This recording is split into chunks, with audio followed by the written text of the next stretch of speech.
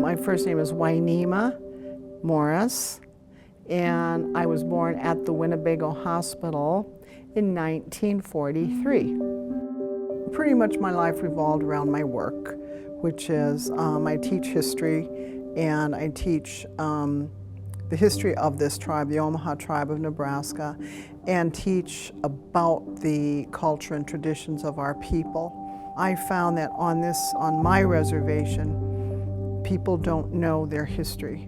So why is it important? And I would tell my students then, and I tell them now, it's part of your identity. This is what makes you an Omaha. This is what makes you put your, you have these little, I said, you put these little slogans on your car. Proud to be Omaha, proud to be Indian. Well, what does that mean to you? I used to come here and I would meet with students, and sometimes community members would drift in and sit in on a class or two, because a lot of people, we don't teach American culture and tradition, so suddenly we teach Native American culture and tradition, so why, what's the difference here? Well, one is very alive and the other has been suppressed through assimilation and other federal policies, etc. So in order to reclaim your identity, you got to know who you were historically and culturally and traditionally.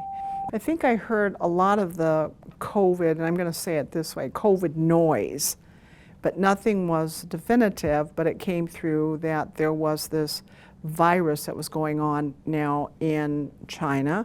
And then of course it got all politicized, of course, but then later on, that it was here in America.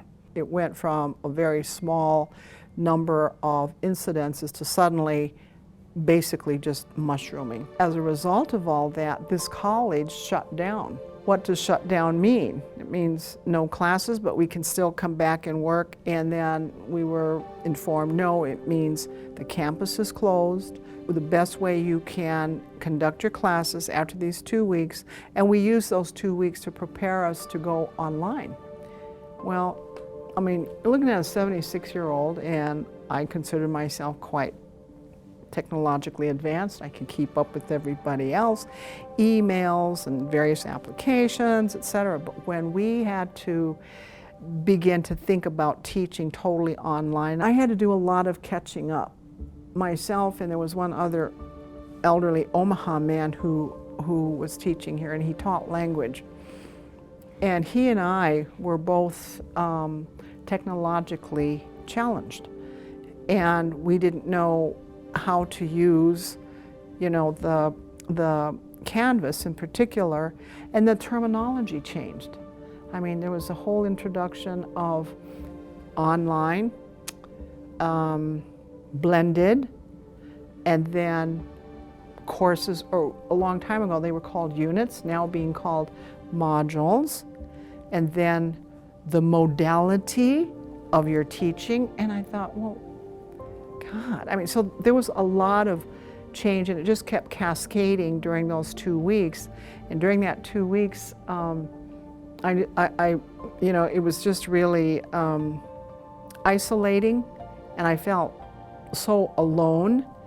Feel that isolation, and then to know that you were, in a sense, a prime target for this disease, and there was no vaccine, although they kept saying they were working on it. And I'm like, I hope you do this in my lifetime. I hope you hurry and get this done. So yeah. Well, my sister also lives with me, and we were in the house together, and I'm really glad that we were together because we were each other's company, and we'd commiserate together. In between my classes, I would just veg out on TV, and just to get my mind off what was going on. And so it was kind of a,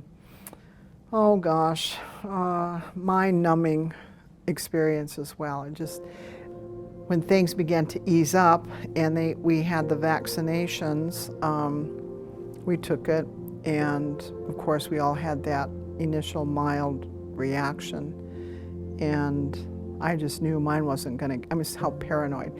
I knew, okay, this is what it feels like, oh my gosh. So I thought, okay, I'm just gonna fall asleep. When I wake up, I hope it's not bad. I hope it's not worse. Well, I woke up the next day, I was fine. Thank goodness. Support for Facing a Changed World, an oral history of the COVID-19 pandemic, comes from the Margaret Ann Martin Everest Foundation, the Kind World Foundation, Humanities Iowa, the Friends of Siouxland Public Media, and listeners like you.